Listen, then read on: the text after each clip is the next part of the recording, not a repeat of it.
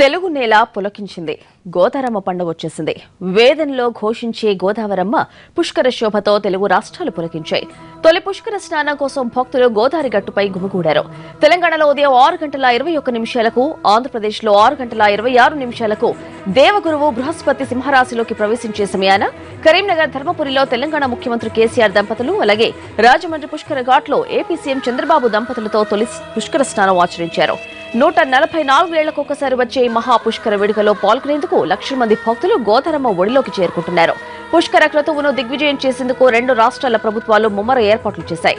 భక్తులకు ప్రత్యేక బస్సు, రైళ్ల సౌకర్యాలు కల్పించారు. రాజమండ్రికి 9 విమాన సర్వీసులు నడుస్తున్నాయి. ప్రత్యేక హెలీప్యాడ్లను కూడా ఏర్పాటు చేశారు.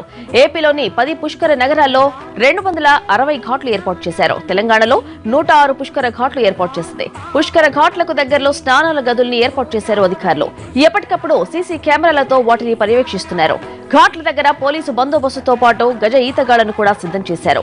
అటు పలు జిల్లాల నుంచి పుష్కర శోభయాత్రలు ప్రారంభమయ్యాయి.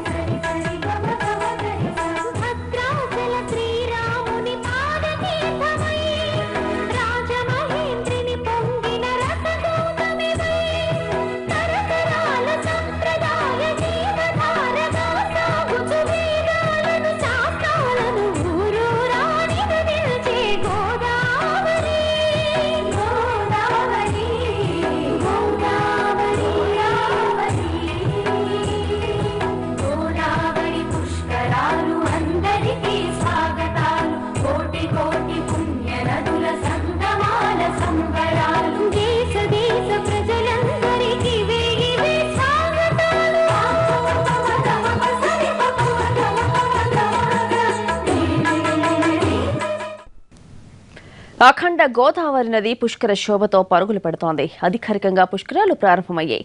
భద్రాచలం పుష్కర శోభతో వెలుగుతోంది. మరిన్ని వివరాలు మా కొలీగ్ దేవి లైవ్ లో అందిస్తారు. దేవి, భద్రాచలం దగ్గర భక్తుల కిటకిట ఎలా ఉంది? పుష్కర శోభ ఎలా ఉంది? జవజీవన ఫలప్రదాయని చ మహాపాపనాశిని సకల పుణ్యప్రదాయని గోదావరి మాత నమోస్తుతే అన్నారు తత్ర భాస్కరుడు. దీనిలో అర్థం ఏమిటంటే, ఈ సకల చరాచర సృష్టికి, జగత్తంతటికి చైతన్యాన్ని, జవాన్ని, జీవాన్ని అందించి పాపాలను తొలగించి సకల శుభాలను వసగేటువంటి ఓ గోదావరి మాత నీకు నమోస్తుతే నమోస్తుతే నమోస్తుతే అనే అర్థం. మనం చూడొచ్చు, శ్రీ మన్మథనామ సంవత్సరంలో మరి ఈరోజు 14/7/2015 అధికాషాఢ శుద్ధ బహుళ త్రయోదశి రోజున దేవ గురువైనటువంటి బృహస్పతి సింహరాశిలోకి ప్రవేశించిన శుభ సందర్భంలో గోదావరి మాతకి మరి పుష్కర మహోత్సవం జరుగుతోంది. నభూతో నభవిష్యతి అన్న రీతిలో ప్రతి ఒక్కరూ కూడా 6:26 మరి పరమ పూజ్య పరివ్రాజకాచార్య పరమహంస శ్రీ శ్రీ చినజీయర్ స్వామి వారి మొట్టమొదటిసారి చక్కటి పుష్కర ప్రవచనంతో ఆరంభమైంది ఇక్కడ ఉన్నటువంటి ఆధ్యాత్మిక క్రతువు. మొట్టమొదట చినజీయర్ స్వామి వారు ఇక్కడ పుణ్యస్నానాన్ని ఆచరించిన తర్వాత శ్రీరామచంద్ర ప్రభు లక్ష్మణ సమేత సీతా సమేతంగా వచ్చి మరి స్వామివారి శఠారి, అలాగే స్వామివారి పాదుకలు, స్వామివారి యొక్క ఉత్సవ మూర్తుల్ని మొట్టమొదటిసారిగా ఇక్కడ పుష్కర స్నానాన్ని నిర్వహించారు. అలాగే ఇక్కడ ఉన్నటువంటి ఆ తర్వాత 6:26 తర్వాత నుంచి కూడా ఇక్కడ పుష్కర స్నానాలని ఆచరించడం జరుగుతుంది. మనం చూస్తున్నాము, గోదావరికి శ్రీరామచంద్ర ప్రభువుకు విడదీయరాని సంబంధం ఉంది. అదేంటంటే, స్వామివారు అగస్త్య మహర్షి ఆనతి మేరకు చిత్రకూటమి నుంచి వచ్చినప్పుడు వనవాస సమయంలో గోదావరి తీర ప్రాంతం పర్యాటకంగా ఆహ్లాదంగా రసరమ్యంగా ఉంటుందని చెప్పేసి అగస్త్య మహాముని చెప్పడంతో వచ్చి ఇక్కడ గోదావరి తీరంలో ప్రయాణించేటప్పుడు ఆ గోదావరి మాత యొక్క అద్భుతమైన రమణీయమైన ప్రకృతి సోయగాన్ని చూసి సీతారామచంద్ర ప్రభువు ఎంతో సంతసించారని చెప్పేసారంటారు. అంతేకాకుండా ఇక్కడ ఉన్నటువంటి పర్ణశాల కానీ ఇక్కడ ఉన్నటువంటి లక్ష్మణ సమేతంగా ఇక్కడ వనవాసంలో తిరుగాడిన సీత ఘాట్ కావచ్చు, అలాగే రామఘాట్ కావచ్చు, ఇవన్నీ కూడా ఈ యొక్క గోదావరి తీర ప్రాంతంలో శ్రీరామచంద్ర ప్రభువుకి ఎటువంటి సంబంధం ఉందనేది అనుబంధం ఉన్నదనేది మనకు తెలియజేస్తుంది. అంతేకాదు ముఖ్యంగా మనము ఇక్కడ గోదావరి యొక్క ప్రస్థానం గురించి తెలుసుకోవచ్చు. ఎక్కడో మరాఠా దేశంలో పుట్టినటువంటి గోదావరి తల్లి అంటే పశ్చిమాన ఉన్నటువంటి అరేబియాకు 80 కిలోమీటర్ల అరేబియా సముద్రానికి 80 కిలోమీటర్ల దూరంలో ఉన్నటువంటి గోదావరి అక్కడి నుంచి 1465 కిలోమీటర్లు సుదీర్ఘమైనటువంటి గమనాన్ని జరిపి ఆ తర్వాత అక్కడి నుంచి తూర్పు బంగాళాఖాతంలో కలుస్తుంది. అది మనం చూడొచ్చు.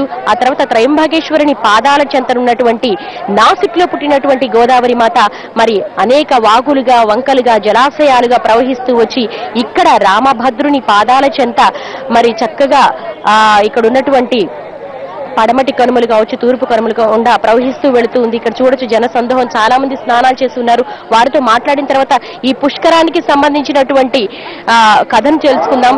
పుష్కరము అనే పేరు ఏ విధంగా వచ్చింది, పుష్కర స్నానం చేయడం వల్ల ఎలాంటి శుభాలు కలుగుతాయి అన్నది కూడా మనం తెలుసుకుందాం. మరొక బులెటిన్ లో మనం ఈ యొక్క లైవ్ కార్యక్రమాన్ని కొనసాగించే ప్రయత్నం చేద్దాం. ప్రత్యక్ష ప్రసారాన్ని ఎన్టీవీలో మనం చూడొచ్చు. ఇది ఇక్కడ ఉన్నటువంటి ఒక ఆధ్యాత్మిక క్రతువు. ఈ రోజు 6:26 ఏదైతే పుష్కరుడు యొక్క ఆ ఘడియల్లో పుష్కర స్నానాన్ని వచ్చారు. అలాగే మంత్రి హరీష్ రావు గారు తుమ్మల కూడా వచ్చి ఇక్కడ స్నానం చేయడం జరిగింది. చినజీయర్ స్వామి వారు పుష్కర ప్రవచనాన్ని అందించారు. ఇది ఇక్కడ ఉన్నటువంటి ఆధ్యాత్మిక క్రతువు. Over to studio. Thank you Devi. Bulletin విశేషాలు తర్వాత కేఎస్ఆర్ లైవ్ షో. నమస్తే.